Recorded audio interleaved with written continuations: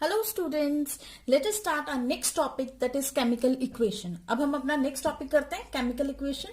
ठीक है, तो केमिकल इक्वेशन टॉपिक करने से पहले, केमिकल रिएक्शंस करने से पहले हमें ये समझना होगा कि what is a chemical equation. ठीक है, तो अगर हम एक जनरल बात देखें, ठीक है, जनरल अगर हम बात करें तो जो हमारे अल्फाबेट्स होते हैं, अल्फाबेट्स प्लस अल्फाबेट्स क्या बनाते हैं? आपके वर्ड्स बनाएंगे। क्या ये बात क्लियर सबको? अल्फाबेट्स और अल्फाबेट्स मिलके वर्ड्स बनाते हैं। वहीं वर्ड्स प्लस वर्ड्स जो है आपके, वो बनाएंगे sentences.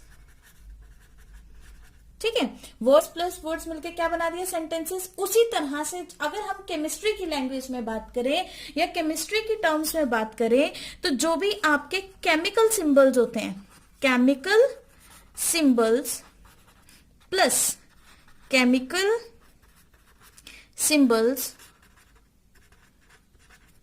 Chemical symbols plus chemical symbols हमें क्या देते हैं? केमिकल फॉर्मूले, केमिकल फॉर्मूला। ठीक है, केमिकल सिंबल मिलके हमें केमिकल फॉर्मूला देता है। फॉर एग्जांपल देखते हैं कैसे भाई, कैसे दे देता है। देखिए, आपके पास क्या है? केमिकल सिंबल, एक ऑक्सीजन ले लिया आपने, plus second chemical symbol, oxygen ले लिया, मिलके क्या बना दिया? O2। O2 क्या है? केमिकल फॉर्मूला है किसका? ऑक्सीजन का। ठीक है, एक ऑक्सीजन का एटम दूसरा ऑक्सीजन का एटम, तो बन गया O2 मॉलिक्यूल आपके पास। क्लियर है? जब ये केमिकल फॉर्मूला कंबाइन होते हैं, जब आपके ये केमिकल फॉर्मूले कंबाइन होते हैं, देखिए, chemical formula plus chemical formula, है ना। केमिकल फॉर्मूला में अगर आप केमिकल फॉर्मूला ऐड करेंगे तो आपके पास बनेगी chemical equation. Very important, chemical equation. जब भी आपके केमिकल फॉर्मूला के साथ कंबाइन होंगे तो आपकी वहां पे क्या प्रोड्यूस होगी? एक केमिकल इक्वेशन बन जाएगी। ठीक है, फॉर एग्जाम्पल अगर मैं बात करूं, for example burning of magnesium, burning of magnesium ribbon, है ना। ये मैंने आपको पहले भी समझाया। मान लीजिए ये मेरे पास एक कैंडल है, ओके। अब यहां से आपने क्या किया? फ्लेम प्रोड्यूस किया, आप उसको हीट दे रहे हैं। ठीक है, ये आपके पास रिबन है, किसका रिबन है? मैग्नीशियम का रिबन है। तो ये मैग्नीशियम का रिबन इस कैंडल से क्या जलेगा? ओके, तो यहां पर जो एटमॉस्फेयर में एयर प्रेजेंट है, ये मैग्नीशियम के साथ रिएक्ट करके इसका मैग्नीशियम का कंपाउंड बनाएगी। समझ में आई बात? तो अगर मुझे इसको केमिस्ट्री की टर्म में लिखना होगा तो हम कैसे लिखेंगे? डायग्रामेटिकली तो मैंने बता दिया आपको कि एक कैंडल है, एक रिबन है, कैंडल उस रिबन को जला रहा है और आपके पास मैग्नीशियम का कंपाउंड बनेगा। ठीक है, लेकिन अगर मुझे इस पेपर पे इस रिएक्शन को लिखना पड़ेगा केमिस्ट्री के टर्म्स में, अगर मुझे इस रिएक्शन को लिखना पड़ेगा तो हम इसको कैसे लिखेंगे? देखिए, मेरे पास दो तरीके हैं लिखने के। पहला, मैं ऐसे लिख सकती हूं, magnesium plus oxygen gives you magnesium oxide, है ना, magnesium oxide. Okay students, clear है सबको ये? ठीक है, magnesium plus oxygen give you magnesium oxide, ये आपकी पहली। दूसरा तरीका क्या है मेरा लिखने का? दूसरा जो मेरा तरीका लिखने का है, मैं इसको सिंबॉलिकली रिप्रेजेंट कर सकती हूँ। मैग्नीशियम का सिंबल लगा के मैग्नीशियम प्लस ऑक्सीजन का सिंबल लगा के O2 gives you MgO। Correct है?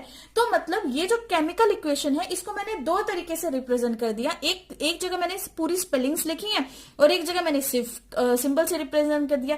जहां पे मैं वर्ड से रिप्रेजेंट कर रही हूं, इस इक्वेशन को बोला जाता है वर्ड इक्वेशन।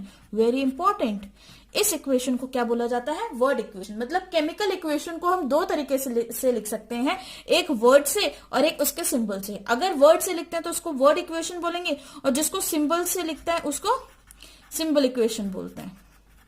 क्लियर है ये बात?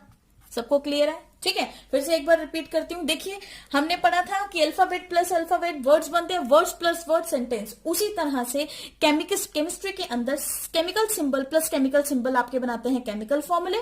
केमिकल सिंबल ऑक्सीजन का, फिर एक और केमिकल सिंबल ऑक्सीजन का, आपका केमिकल फॉर्मूला बना दिया O2। ठीक है, वहीं पे अगर जब केमिकल फॉर्मूला केमिकल फॉर्मूले के साथ कंबाइन होता है तो आपका बनती है केमिकल इक्वेशन। ठीक है, अब इसको हमने रिप्रेजेंट किया एक सिंपल एग्जांपल के साथ कि बर्निंग ऑफ मैग्नीशियम, है ना। बर्निंग ऑफ मैग्नीशियम, तो एक कैंडल से हमने मैग्नीशियम को बर्न किया, किसकी प्रेजेंस में, एयर की प्रेजेंस में। उसको मैंने केमिस्ट्री के वे से ऑन द पेपर कैसे आपको शो किया, मैग्नीशियम में जब ऑक्सीजन की रिएक्शन हुई पूरे वर्ड लिखकर तो प्रोडक्ट बना मैग्नीशियम ऑक्साइड, और ऐसी इक्वेशन जब हम वर्ड बना रहे हैं उसको हम बोलते हैं वर्ड इक्वेशन। सेकेंड, मैग्नीशियम में जब हमने ऑक्सीजन ऐड किया तो आपके पास जो नई इक्वेशन बनी सिंबल से, तो इसको हमने बोल दिया सिंबल इक्वेशन।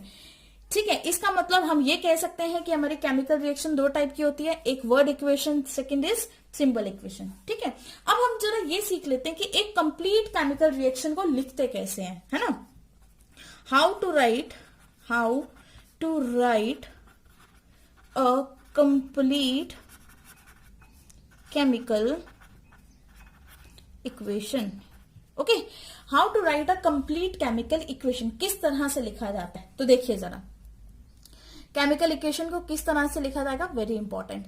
सबसे पहले तो हम कोई भी रिएक्शन ले लेते हैं। फॉर एग्जांपल फर्स्ट मैंने लिया carbon plus oxygen gives you carbon dioxide, CO2। ठीक है, तो ये जो आपकी लेफ्ट साइड पे प्रेजेंट होते हैं इसको बोलते हैं रिएक्टेंट्स। ये जो राइट हैंड साइड पे होते हैं इनको बोला जाता है प्रोडक्ट्स।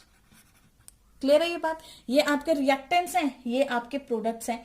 ओके, अब वेरी इंपॉर्टेंट यहां पर क्या है कि जब भी आप रिएक्टेंट को लेफ्ट हैंड साइड पे लिखेंगे, दो या दो से ज्यादा रिएक्टेंट होंगे तो उन दोनों के बीच में एक पॉजिटिव साइन आएगा। तो इसको हम कैसे लिखेंगे, the reactant are written on left hand side with plus sign in between them. ठीक है, उसी तरह से अगर मैं बात करूं प्रोडक्ट्स की बात करूं, फॉर एग्जांपल अगर मैं सेकंड रिएक्शन लेती हूँ, सेकंड रिएक्शन मैंने कुछ भी ले लिया जैसे कि CaCO3, मान लीजिए मैंने ये रिएक्शन ले लिया। ठीक है, तो इसका प्रोडक्ट बनेगा CaO प्लस CO2, ये बना। अब ये आपका रिएक्टेंट यहाँ पे एक ही है और यहाँ पे प्रोडक्ट कितने हो गए, दो।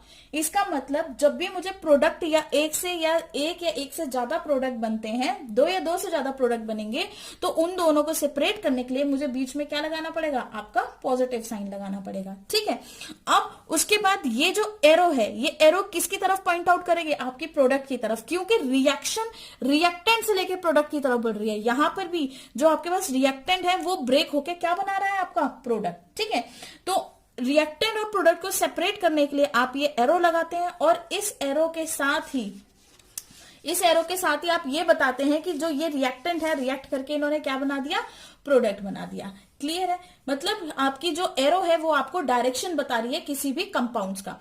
उसी तरह से अगर एक केमिकल रिएक्शन को लिखना होता है तो इसके लिए हम कुछ सिंबल्स भी यूज करते हैं। बहुत सारे सिंबल्स यूज किए जाते हैं केमिकल रिएक्शन को लिखने के लिए, जो मैं आपको यहां बताती हूँ कौन कौन से सिंबल यूज होते हैं। देखिए सिंबल्स, सिंपल स्मॉल s लिखा जाता है सॉलिड के लिए। ठीक है, L लिखा जाता है लिक्विड के लिए। Okay, AQ stands for aqueous, किसके लिए लिखा जाता है, AQUOUS, एक्वस के लिए। क्लियर है, उसी तरह से अगर हम यहां पर G स्मॉल g दिखाएंगे तो ये होता है गैसेस के लिए, गैसियस स्टेट रिप्रेजेंट करेगा आपकी।